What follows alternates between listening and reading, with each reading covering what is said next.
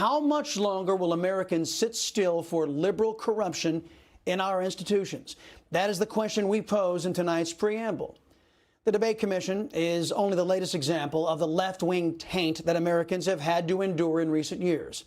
Since we only deal with the commission every 4 years, it's probably why we were not focused on the commission's malfeasance like we were with entities that we deal with on a day-to-day basis, like, the Democrat Socialist Party or the FBI or CIA leadership. Americans have just now learned that Christopher Wray's FBI again withheld potentially exculpatory evidence in the Trump impeachment inquiry. Hunter Biden's laptop, that's what I'm talking about. That laptop could have incriminated a Democrat socialist, Joe Biden, on the same charges that Democrats falsely applied to President Trump. Director Wray has been slow-walking the GOP's efforts to get to the bottom of the politicizing of our intelligence agencies. Senators Ron Johnson and Chuck Grassley have accused the CIA of withholding similar documents that the GOP leaders are entitled to in their investigation of the falsely predicated Trump-Russia collusion hoax. And that leads us right back to the Commission on Presidential Debates. Now, traditionally, the third debate in a presidential election cycle focuses on national security, but not this year. The anti-Trump Commission on Presidential Debates has abandoned our national security for one obvious reason. Joe Biden sucks at foreign policy.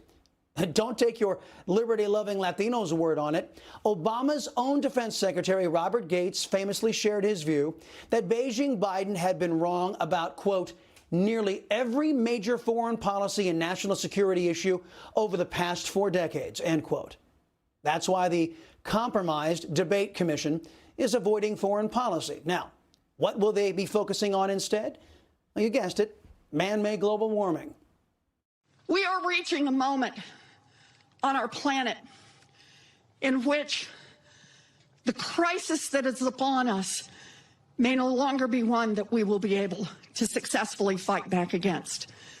The climate crisis is here, and no, it is not, the science around this is not controversial. The science is clear. In fact, you know what scares me to death? Is every time we get more data and reanalyze the data, what we discover is the problem's even worse than we thought. We have even less time than we thought. And so what has Donald Trump done for 4 years? He not only hasn't made things better, he has actively made them worse. He withdrew us from the Paris Climate Accord. He's put a coal lobbyist in charge of the Environmental Protection Agency. What could possibly go wrong? He has opened up for offshore drilling, and he has said yes to the oil companies. They can drill in the Arctic National Wildlife Preserve. Donald Trump threatens the existence of human life, of all life on this planet. And on November 3rd, we will hold Donald Trump accountable. Oh, wow. Well, there's Pocahontas, a woman who lied about her family background, claiming to be Native American, saying that Earth is in danger if Trump is reelected. These same people have been predicting a similar doomsday for over 4 decades now. If we don't allow government to tax away your hard-earned money so they can redistribute it. It wasn't just Senator Pocahontas chanting and chatting up global warming. The same thing is true with climate change. The change in behavior, like driving less or flying less, is helpful, but nowhere near sufficient. Simply shutting down is not going to get to our goal. So just as we need breakthrough innovation for COVID-19, we also need that to get rid of emissions from all the different sectors and bring down climate change. This crosses many areas: how we make electricity, how we make industrial products, grow food, cool our buildings, and all of transportation.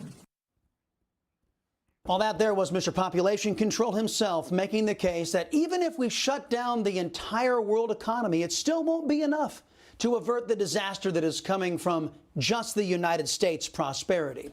Now, one day soon, we will go over the foolishness that is this theory of man-made global cooling, warming, climate change, whatever the hell they're calling it this week.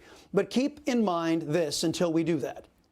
If man-made CO2 were actually killing the planet, Why did Biden and Obama's Paris Climate Accord make voluntary the participation of the world's #1 emitter of CO2? That's right. Obama and Biden said that China, even though they spew more CO2 into the air than anybody else in the world, their participation in the Paris Climate Accord was voluntary. Now, I'm sure it's just a coincidence that these left-wingers and the left-wingers in the Commission on Presidential Debates are steering the national conversation back to man-made global warming. One more thing.